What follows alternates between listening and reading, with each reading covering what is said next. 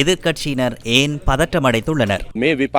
இந்த எதிர்க்கட்சிக்கு பதற்றமும் அவசரமும் ஏற்பட்டுள்ளது. எமது நாட்டில் சட்டம் முறையாக நடைமுறைப்படுத்தப்படுகிறது. நீதிமன்றங்களில் எவ்வித அழுத்தங்களுமின்றி வழக்குகள் முன்னெடுக்கப்பட்டு வருகின்றன. World Education Fair 2026 entrance free. Register now.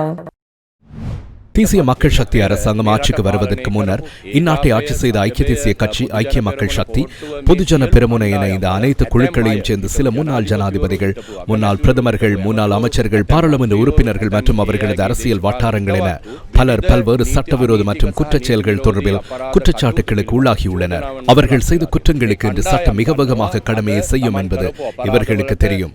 கடுகு உண்பவர்களுக்கு மூளை எரியும் என சொல்வார்களே, அதுபோல் குற்றம் செய்தவர்களும் தவறு செய்தவர்களும் சட்டத்தின் முன்னால் தமக்கு என்ன நடக்கும் என்பதை நன்கு அறிவார்கள்.